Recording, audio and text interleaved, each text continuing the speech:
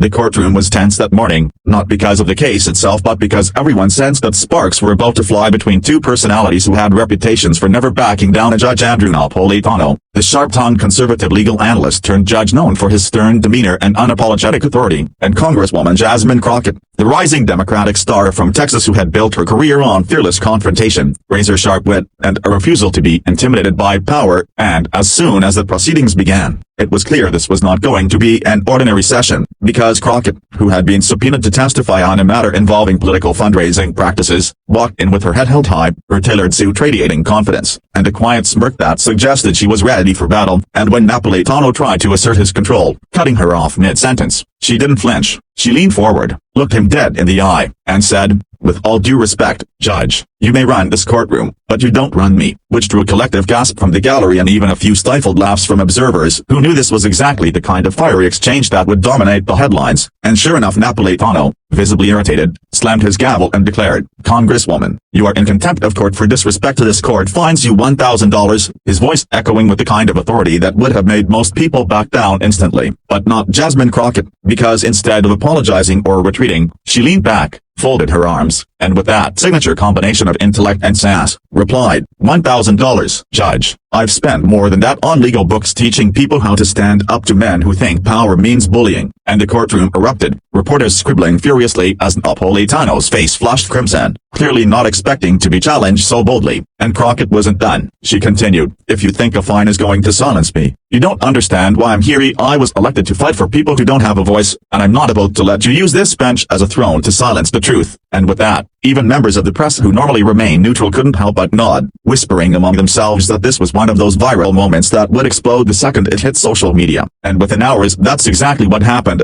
Clips of Crockett's clapback flooded Twitter and TikTok. Hashtags like #Jasmine vs Napolitano and #$1,000 comeback trending worldwide, with users posting memes of her holding a receipt with $1,000, paid in full, respect not included, while others cut the video to hip-hop soundtracks, turning her reply into an anthem for defiance against abuse of authority. And as the media frenzy built, Napolitano tried to defend himself in interviews, insisting that he was simply maintaining order, but his words fell flat, because the image of him fining a black female lawmaker for disrespect while she fired back with calm, brilliant composure had already cemented itself in the public imagination, turning him into the authoritarian foil in a story where Crockett emerged as the fearless heroine. And soon commentators on MSNBC and CNN hailed her as a modern-day giant slayer, while conservative outlets struggled to spin the narrative, some accusing her of grandstanding, others oddly silent. But either way, the damage to Napolitano's credibility was undeniable, because what the world saw was a judge trying to impose fear on a woman who refused to bow. And by the end of the week, Crockett herself capitalized on the moment, posting a fiery statement, "If standing up for myself costs $1,000, I'll pay it every day of the week, because silence in the face of injustice is far more expensive." And that line itself became immortalized, printed on t-shirts, posters, and even chanted at rallies, proving once again that Crockett knew exactly how to turn confrontation into a cultural moment. And as Napolitano watched his authority mocked in headlines and memes, he realized that fining Jasmine Crockett $1,000 had been the most expensive mistake of his career, not because of the money, but because of the regret that came with underestimating a woman who had made her entire life's work about destroying men like him with nothing more than her mind, her voice, and her unshakable fire. The drama that began inside Judge Napolitano's courtroom didn't end with that gavel strike or with the $1,000 fine. It was only the spark that set off a firestorm, because the moment Jasmine Crockett walked out of the courthouse,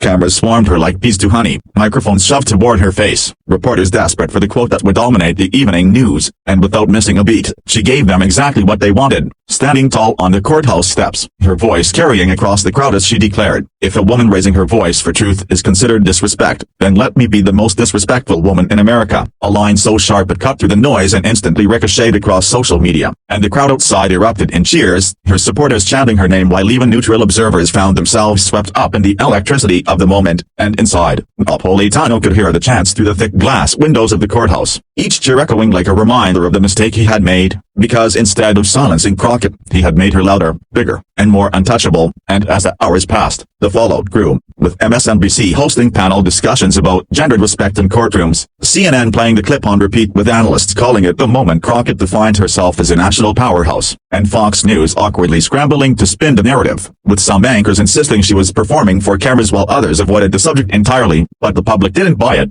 because the footage spoke for itself. A judge tried to humiliate the congresswoman, and she turned his punishment into her platform, and the momentum only grew when Crockett, instead of hiding, leaned into the storm, appearing on primetime interviews where she doubled down, saying, "Respect isn't owed to a robe, it's earned by fairness, and when authority is abused, I don't care who you are, I will call it out." A statement that went viral with the hashtag #RespectIsEarned, drawing millions of reposts, duets, and memes, including one particularly viral TikTok where a user edited Napolitano's fine announcement with Crockett's clapback timed perfectly to a beat drop, turning her defiance into an anthem for students, activists, and women across the world. And soon enough, even celebrities weighed in, with Kerry Washington tweeting, "Jasmine Crockett is exactly the kind of fierce we need in politics," and Mark Ruffalo calling her a force the establishment underestimated. And as the wave of support built, Napolitano's reputation crumbled, his defenders shrinking in number, his critics multiplying, and whispers spreading in legal circles that his courtroom behavior might warrant review. And in Washington, Crockett's colleagues rallied around her, progressive Democrats praising her bravery, moderates privately admitting she had struck a chord with everyday Americans, and even a few Republicans conceding she had outmaneuvered the judge in a way no one saw coming. And when she returned to Congress days later, she was greeted not with quiet nods but with applause in the hallways, her colleagues congratulating her as if she had just won a heavyweight title fight, and Crockett, always quick with a sharp smile, told them, "Napolitano wanted to teach me a lesson, but I think America learned one instead." And that phrase itself made headlines, cementing her as not just a politician, but a cultural icon of resistance, while Napolitano sat in uncomfortable silence as late-night comedians roasted him mercilessly, with Stephen Colbert joking, "$1,000 fine, buddy." She just turned that into $1 million